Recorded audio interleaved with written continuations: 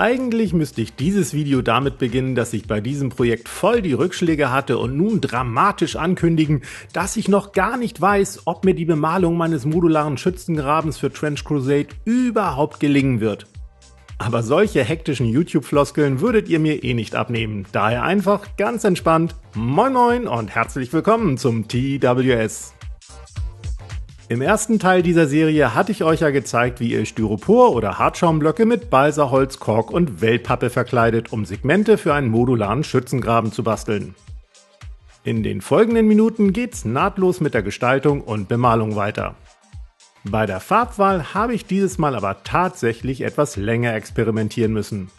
Denn passend zum Grimdark Look von Trench Crusade sollte es zwar düster, aber nicht zu dunkel und auch nicht zu farbarm werden. Aber dazu gleich mehr. Wie schon im vorangegangenen Tutorial gesagt, muss man sich innerhalb eines solch umfangreichen Projektes immer sachte Schritt für Schritt bewegen.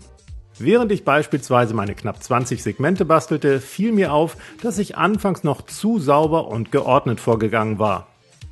Entsprechend habe ich die ersten Segmente später nochmal mit weiteren Querbalken versehen, um die früheren Seiten aufzulockern und rustikaler wirken zu lassen. Auch die anfangs zugefügten Verwitterungen waren mir irgendwie noch nicht ausgeprägt genug. Daher bin ich nochmal kräftig mit der Draht- bzw. in meinem Fall mit einer Feilenbürste über alle Seiten gegangen. Und zwar kreuz und quer, um das Balsaholz besonders stark aufzurauen.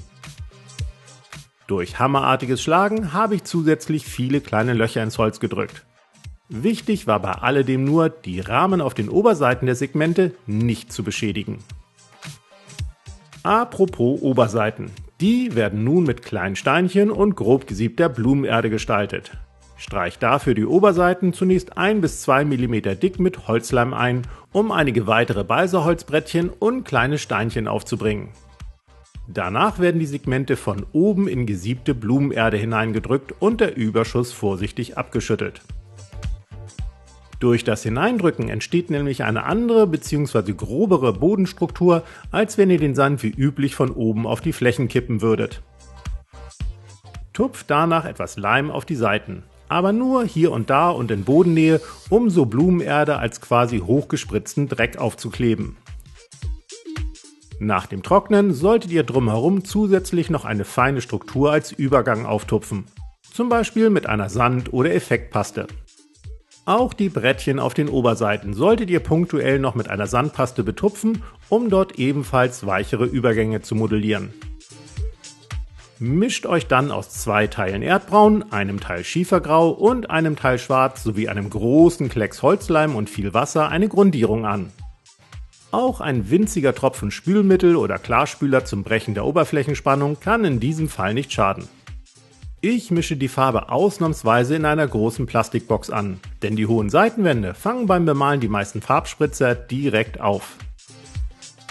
Das Ergebnis ist dann eine dunkle, graubraune Grundierung mit leichten Farbschleiern durch die verschiedenen Untergründe und die Sandpaste.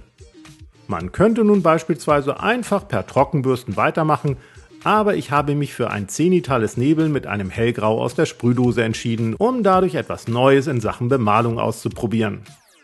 Und zwar eine Mischung aus pur aufgetragenen Grundfarben, Washes und Inks bzw. Contrastfarben. Dabei werden alle Farben ohne allzu große Präzision aufgebracht, schließlich soll es bei so vielen Segmenten möglichst schnell und unkompliziert gehen.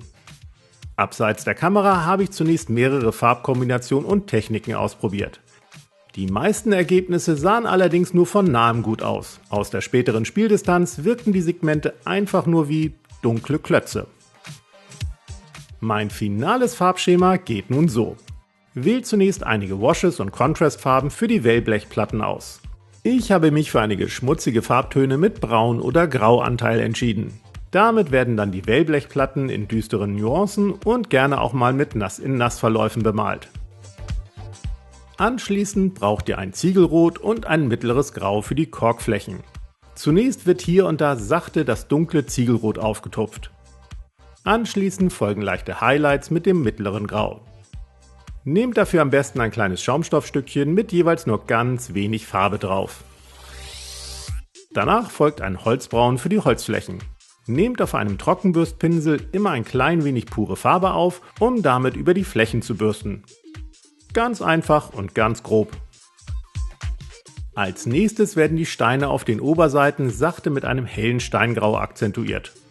Danach war es das auch schon mit den Grundfarben. Nun folgt ein dunkel graubrauner Wash, genauer gesagt meine eigene Mischung aus einem Sepiaton. Je nach Untergrund werden in diesen Wash weitere Washes nass in nass getupft, um Farbschleier und Abwechslung zu erzeugen. Zum Beispiel Rost auf den Wellblechen, Braun auf den Korkflächen, Schwarz auf den Brettchen, dunkelgrün in Bodennähe und quasi alles zusammen auf den Oberseiten mit der Blumenerde. Nach dem Trocknen folgen Highlights per Trockenbürsten.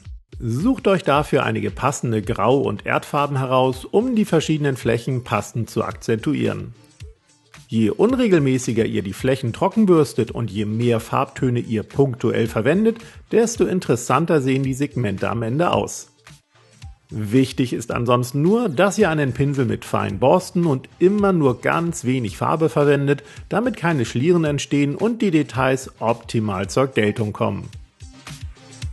Wer mag, kann nun noch mit Rosteffekten oder dezenter Begrünung fortfahren. In meinem Fall soll es das aber gewesen sein, denn ich finde, das Gelände ist spielbereit. Diesen modularen Schützengraben könnt ihr übrigens am 13. Juli 2024 auf dem Sommerfest der Tabletop-Freibeuter in Hamburg-Bergedorf persönlich in Augenschein nehmen. Dort gibt nämlich der Phil von den Dysonauts den ganzen Tag lang Demos zu Trench Crusade und zwar genau auf diesem Gelände. Schaut also gerne am 13. Juli vorbei und spielt eine Partie in diesem Schützengraben. Vielleicht kommt bis dahin ja auch noch eine passende Spielplatte drunter. Mal schauen. Wir sehen uns aber erstmal nächsten Freitag. Bis dann.